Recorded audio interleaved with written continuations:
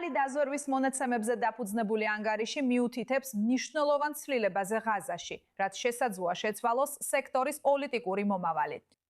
ისრაელის საზოგადოებრივი მაუწყებლის ქანის ინფორმაციით, სულ უფრო მეტი ღაზელი გამოხატავს მხარდაჭერას იმის მიმართ, რომ ჰამასმა უარი თქვა იარაღზე. რადგან ისინი განიარაღებას მიიჩნევენ ომის, განადგურებისა და არასტაბილურობის წლებისგან შესაძლო გამოსავალად. ეხლა ანგარიში მოყვანილია დასაღური დაზვერვის დასკვნები, რომლებიც მიუთითებს, რომ შეიარაღებული წინააღმდეგობის მხარდაჭერა ადგილზე მნიშვნელოვნად შემცირდა. მაშინ, როცა უკმაყოფილება მიმდინარე კონფლიქტითა და ცხოვრების პირობების გაუარესებით, უფრო მეტ ადამიანს უბიძგებს მხარი დაუჭიროს სამოქალაქო ხელმძღვანელობას და არა მებრძოლთა მმართველობას. ამასობაში ჰამასი კვლავ უარს ამბობს განიარაღებაზე, რადგან ცეცხლის შეწყვეტასთან დაკავშირებული მოლაპარაკებები ჩიხშია შესული. და ეხლა ჩვენთან ერთად არის ჰამზა აბუ-ჰავადი, ის პალესტინელი მწერალი და ჰამასის ყოფილი ტყვეა.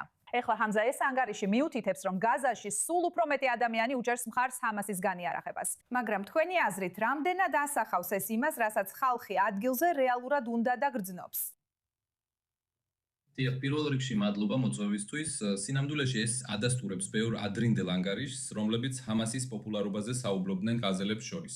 ერთ-ერთი იყო პალესტინის პოლიტიკისა და კვლევის ცენტრის გამოკითხვა, რომელმაც 2025 წელს აღნიშნა, რომ ჰამასის მმართველობას ღაზაზე მხარს უჭერს მოსახლეობის 35%-მდე. სხვა გამოკითხვებმა კი აღნიშნეს, რომ ეს მაჩვენებელი ბევრად ნაკლებია.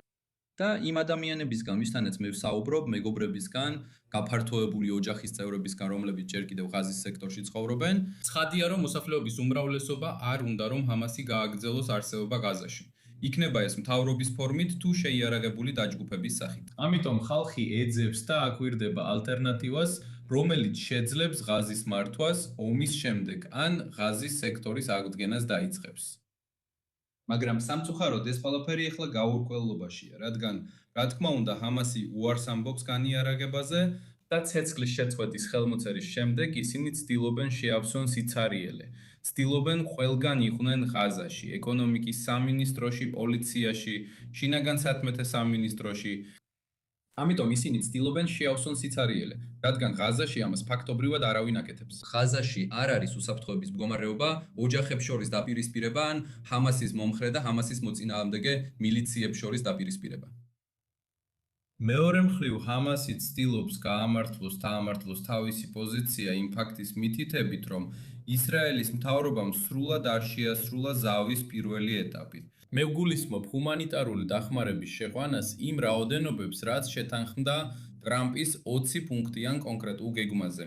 ან იმ ფაქტს, რომ ზოგიერთი საჰაერო დარტყმა კვლავ გრძელდება ღაზაში, ან რომ არმია ვითელ ხაზს სცდება. ასე რომ ეს ერთგვარი ჩიხური სიტუაციაა. ხალხს ჰამასი არ უნდა და ალტერნატივას ეძებს. ალტერნატივას ამჟამად ტექნოკრატიული კომიტეტი წარმოადგენს, რომელიც ეგვიპტეშია გაჩერებული და ღაზაში არ შესულა. და არავის აქვს რეალურად პასუხი, როგორ უნდა გადაწყვეტეს ეს სიტუაცია. თუ ჰამასი განაგზობს უარის თმას განიარაღებაზე, მაშინ როცა საზოგადოებრივი განწყობა იცვლება, როგორ ფიქრობ, რას ნიშნავს ეს ღაზაში მომავალი ლეგიტიმურობისა და კონტროლისთვის? თქვენ ფიქრობთ, რომ არსებობს შანსი, რომ ჩვეულებრივ ღაზელებს შორის რაიმე სახის აჯანყება ვიხილოთ? თუ ჰამასი განაგზობს განიარაღებაზე უარის თმას, ვერ ვიტყვი, რომ ღაზის სექტორისთვის მომავალს ვხედავ. იქნება ეს რაიმე სახის აღდგენა თუ ღაზის სექტორის ხელახლა აშენება. რადგან არც ერთი ქვეყანა არ იქნება მზად, რომ ერთი თეთრიც კი გადაიხადოს ღაზის აღსადგენად. სანამ ჰამასი ასეთია, სანამ ჰამასი შეიარაღებულია, ან სანამ ჰამასი გაძლიერებულია ღაზაში, რადგან ყველამ ვიცით, სად წავა ეს ფული თუ ჰამასი გააკონტროლებს აღდგენის თანხებს. ეს ერთი საკითხია. რაც შეეხება საზოგადოებას, არ შემიძლია ველოდო, რომ საზოგადოება ბევრს გააკეთებს, რადგან ეს საზოგადოება დაღლილია 2 წელზე მეტი ხნის ომისგანაა დაღლილი, შიმშილის გადაადგილების და კარვებში ცხოვრებისგანაა დაღლილი და ისინი ხელცარიელები არიან. და არ ვითხოვდი, რომ ჰამასის განიარაღება საზოგადოების პასუხისმგებლობაა. ვფიქრობ, ესეთი საქმის გაკეთება ახალი ტექნოკრატიული კომიტეტის პოლიციის პასუხისმგებლობაა. სამწუხაროდ ტექნოკრატიულმა კომიტეტმა განცხადება გაავრცელა, სადაც ერთგვარად თქვეს, რომ ეს ჩვენი საქმე არ არის და ჩვენი საქმე მხოლოდ მდგომარეობის შენარჩუნება ან ღაზას სექტორის აღდგენაა. პირადად მე ვფიქრობ, რომ ისინი უნდა იყვნენ პასუხისმგებელნი ასეთ საკითხზე. უნდა განაიარაღონ ჰამასი და ეს იარაღები. თუ გაიხიდოს რომელიმე არაბულ ქვეყანაში, იქნება ეს ეგვიპტე თუ სხვა ქვეყანა, ეს ერთი საკითხია.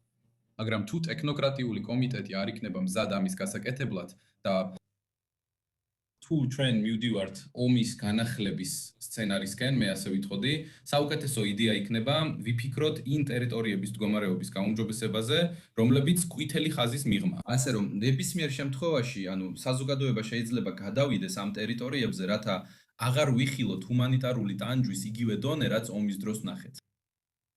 მაინტერესებს მოვისმინო, იცით, იმ ადამიანებისგან, ვისთანაც თქვენ ადგილზე საუბრობთ, რას ამბობენ? რა სურთ რომ შემდეგ მოხდეს? რადგან აშკარად, რასაც აქ აღწერთ, ეს არის სურათი, სადაც ჩანს, რომ ჰამასი არ განიარაღდება, თუ როგორც თქვით, არ იქნება ტექნოკრატიული პოლიცია, რომელიც მოვა და რეალურად მოახდენს ამას. მაშ რა მოლოდინები აქვთ ადგილს მყოფებს? როგორელიან რომ ეს მოხდება? ხალხის მოლოდინია, რომ განიარაღება მოხდება ან პალესტინელების მიერ, ან არაბული მხარის მიერ. ისინი არელიან, რომ ეს ისრაელის მხრიდან განხორციელდება. სინამდვილეში მათ თავიდანვე არ ენდობიან ამას და ისინი სულად აცნობიერებენ, რომ თუ ეს მოხდება სამხედრო ესკალაციის ან ისრაელის არმიის ძალის გამოყენებით, რა თქმა უნდა, სამოქალაქო პირები გადაიხდიან ამ ყველაფრის ფასს. და როგორც დასაწყისში ვთქვი, საზოგადოება უკიდურესად დაღლილია ამ ომით.